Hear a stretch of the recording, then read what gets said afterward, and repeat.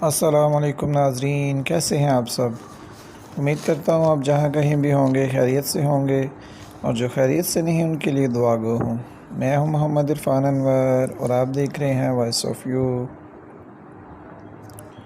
آج کا ہمارا ٹاپک ہے پاک بزنس ایکسپریس ٹرین۔ کراچی اور لاہور کے درمیان روزانہ ایکسپریس ٹرین سروس ہے۔ اس کا افتتاح وزیر اعظم یوسف رضا گیلانی نے 4 جنوری 2012 کو کیا۔ اس راستے کا کل سفر کا وقت 17 گھنٹے 30 منٹ تھا۔ کل سفر کا فاصلہ 1214 کلومیٹر اور 754 میل ہے۔ یہ اس وقت بہت ہی بہترین اور کامیاب ترین ٹرین تھی،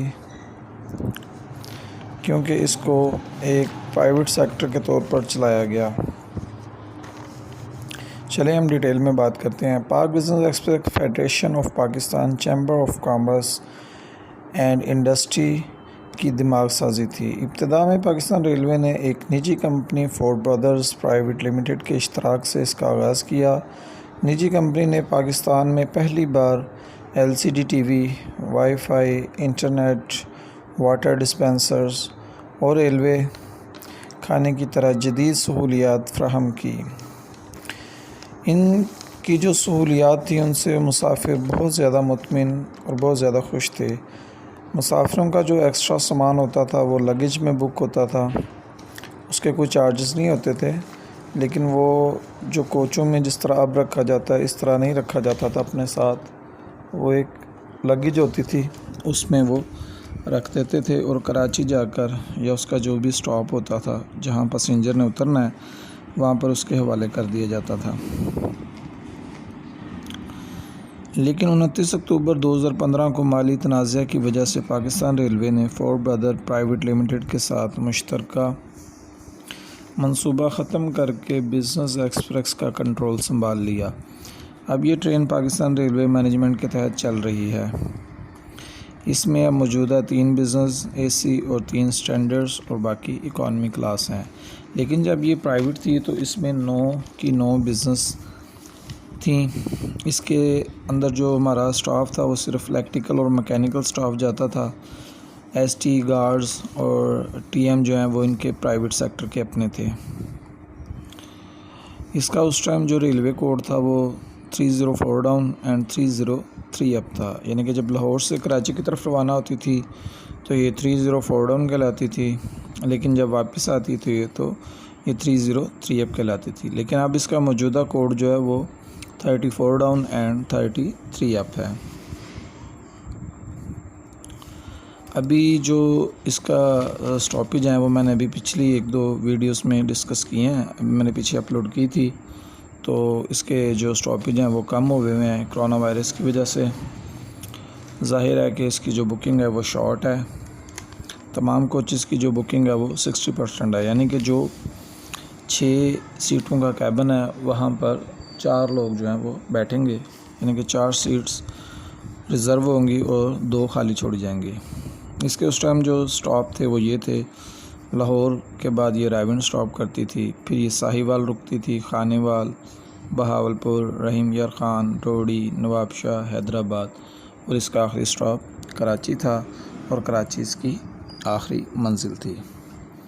تو ابھی جب یہ گاڑی پاکستان ریلوے کے پاس آئی تو دوبارہ جب پیسنجرز نے پرائیویٹ سفر کیا تھا، اس کے بعد جب ریلوے کے انڈر سفر کیا تو مسافر جو ہے وہ بہت زیادہ مطمئن نہیں ہوا، کیونکہ مسافر نے جو پرائیویٹ سفر کیا تھا اس میں پیسنجر جو ہے وہ زیادہ مطمئن تھا بنسبت اس کے جو کہ ریلوے کے انڈر ہے، کیونکہ اب ریلوے ڈپارٹمنٹ جو ہے اس میں ڈفرینٹ ڈپارٹمنٹس ہیں، ST guards, police department, electrical, mechanical, تو یہ ڈفرینٹ ڈپارٹمنٹس ہیں، اور بہت سارے لوگ جو ہوتے ہیں وہ اپنی ذمہ داری کو فیل کرتے ہیں، اور کچھ ورکرز جو ہیں وہ اپنی ذمہ داری کو فیل نہیں کرتے۔ تو جب مسافر کسی ذمہ دار شخص کے ساتھ ٹریول کرتا ہے تو وہ اچھا محسوس کرتا ہے، لیکن جب کسی غیر ذمہ دار سٹاف کے ساتھ سفر کرتا ہے تو وہ برا محسوس کرتا ہے۔ لیکن پرائیویٹ سیکٹر میں یہ تھا کہ ان کو اپنی جاب کا، اپنی کمپلین کا بہت زیادہ خوف ہوتا تھا، کیونکہ پرائیویٹ سیکٹر تو مائنر بھی جو ہے نا وہ برداشت نہیں کرتے ہیں اس بات کو میں نے خود بھی پرائیویٹ جاب کی ہوئی ہے، اور آپ میں سے بھی بہت سے لوگوں نے پرائیویٹ جاب کی ہوگی جو اس ویڈیو کو سن رہے ہیں، تو آپ جانتے ہیں کہ پرائیویٹ جاب میں اور گورنمنٹ جاب میں بڑا ڈفرینس ہوتا ہے۔ گورنمنٹ جاب میں کچھ معاملات جو ہیں وہ ڈیل ہو جاتے ہیں، چل جاتے ہیں، یعنی تھوڑی بہت سزا ہوتی ہے، اس کے بعد جو ہے نا آپ کی ڈیوٹی سے نہیں آپ کو نکالا جاتا چھوٹی موٹی غلطی پر۔ لیکن پرائیویٹ سیکٹر جو ہے وہ اپنے کسٹمر کو بہت اہم سمجھتا ہے، اور وہ اس بات کو جو ہے نا بڑا ڈیپلی سوچتا ہے، اور وہ اس کے لیے اہم جو ہے وہ اپنا ورکر سے زیادہ اس کا کسٹمر ہوتا ہے، تو اس لیے وہ زیادہ توجہ کسٹمر پر دیتا ہے۔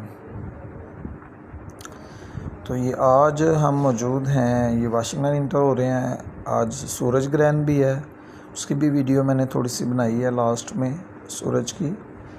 تو اللہ پاک ہمیں آسانیاں عطا فرمائے، جتنی بھی مشکلات ہیں، پریشانیاں ہیں، مصیبتیں ہیں، وہ دور فرمائے، اور میری دعا ہے اس ڈپارٹمنٹ کے ساتھ کہ اللہ پاک اس کو دن دگنی رات چگنی ترقیاں عطا فرمائے، کیونکہ ہم اس میں ڈیوٹی کرتے ہیں، یہ ہمارا روزگار ہے، ہم اس کی کوشش کرتے ہیں کہ ہم اس کی خوبی بیان کریں، ہم اس کی خامی نہ بیان کریں۔